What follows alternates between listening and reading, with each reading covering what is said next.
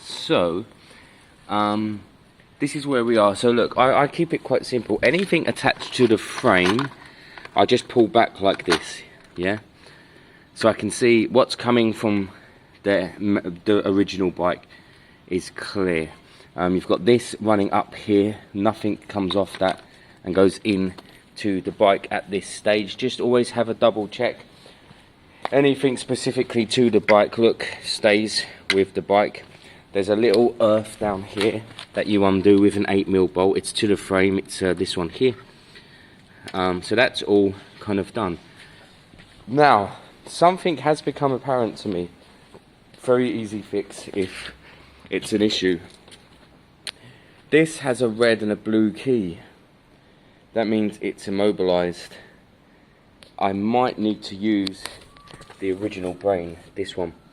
Really, they should have sent, I don't know how it works, a key with that. I mean look, I think it'd be really silly not to switch that over to there at this stage, knowing it's all done on the same key. I think part of me thinks it won't affect the bike because the ignition's up here and the key connects up there and that sends the signal down. Other part of me thinks it won't. I might leave it and throw it in and see, kind of out of curiosity. So I might give it a go. But if for any reason it's not happy in there, then it will be switch them over. So just put that one onto there and it'll be fine. So the bottom nut there has been blitzed off. I've said it many times before, but the Ryobi impact driver, or what is it, what do you call this, impact wrench, is one of the best tools I've ever bought. Pair that with Nat's impact torque set, it is a brilliant setup. I actually want to get more for that, more bits that will fit onto it. I think it's brilliant. Technically there's only one bolt now. Hold it. God, I do say technically a lot, don't I? It's only this bolt now left here. Right, where are you angled? So it's that one left there now. And you can see I've taken enough pressure off the body by putting these underneath for it to be able to come out. You do need to be a little bit wary when putting it out. The engine can fall over. It shouldn't do, it's on its stand, but the main frame can fall over as well. I've been left there in the past holding the main bike up while taking out the engine. It's pretty hilarious.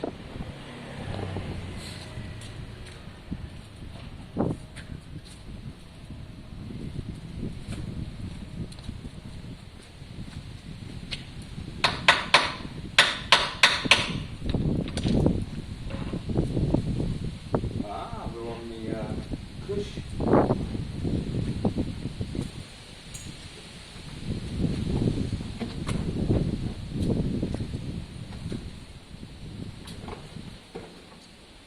We need to take it off the stand.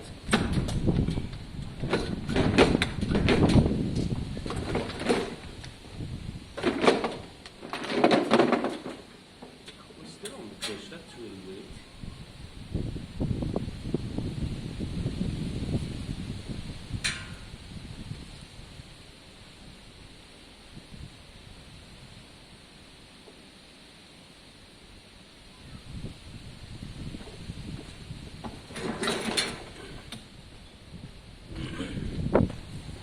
I've never seen that before. The bolt presses up against the cush drive. That's this thing here. It's like an engine mount. Look, no way of coming out. That's really weird. You can bolt this off, 2 bolts there, but that's what I'll do. It's fine. But yeah, never seen that before.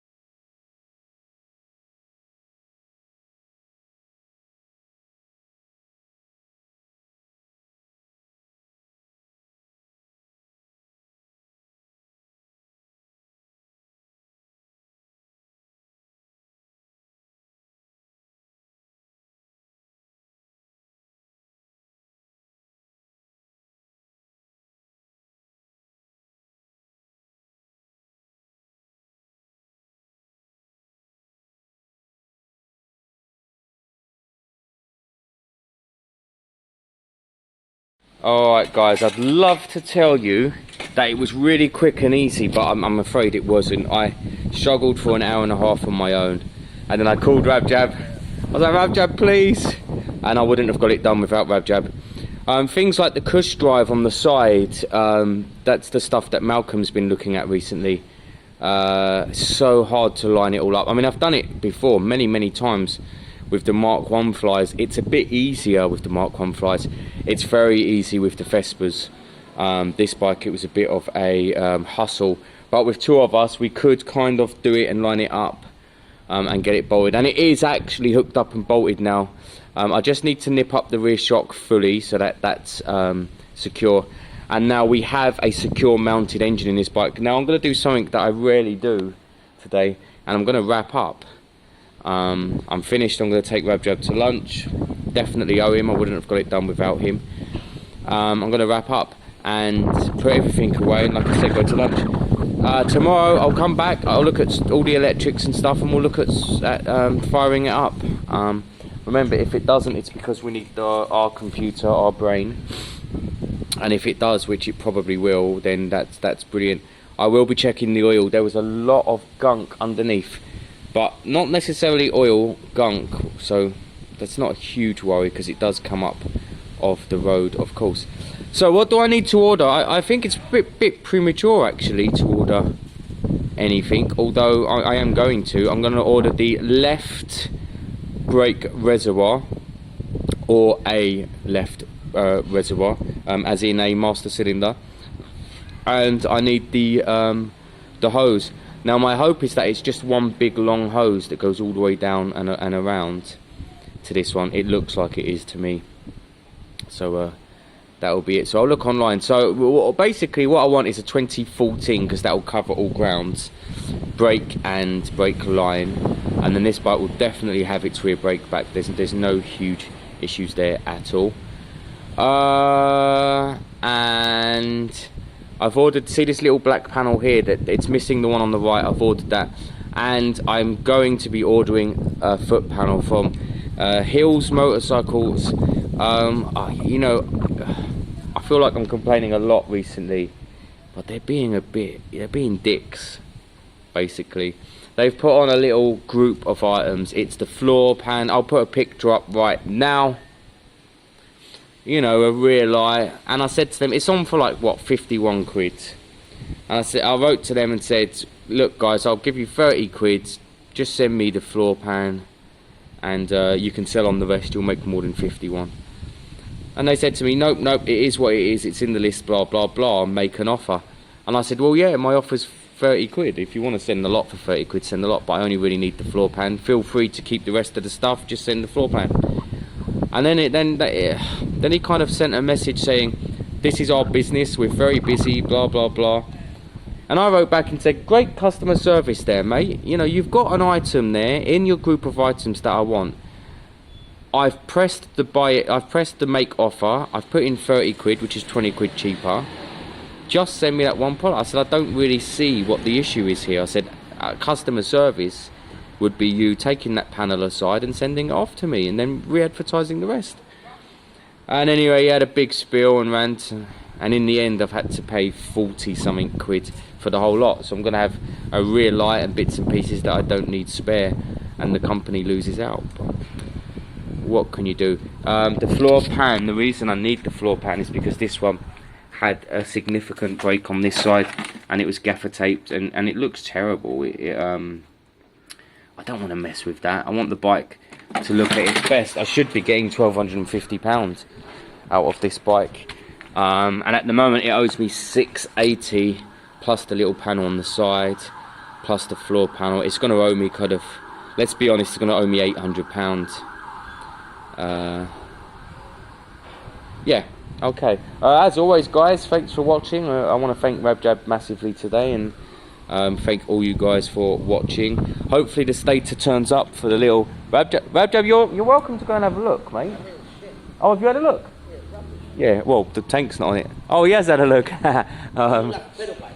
Hopefully the stator turns up. For my curiosity more than anything, I just want to throw it on and see if spark's back. Could you imagine if it was? The garage had it for 8 weeks and couldn't find one. But saying that, I've ordered one that isn't the right one. I'm just hoping to make it work. The next day. So it's a new day for me. Not sure about you, it might be mid video. I did wrap up yesterday, finished early around 12 o'clock. I got here at 9, 9, 10, 11, 12. It took us that long, it took me that long to put the engine in. I did need Rabjab's help in the end. It was just lining it up. The tolerances are very tight.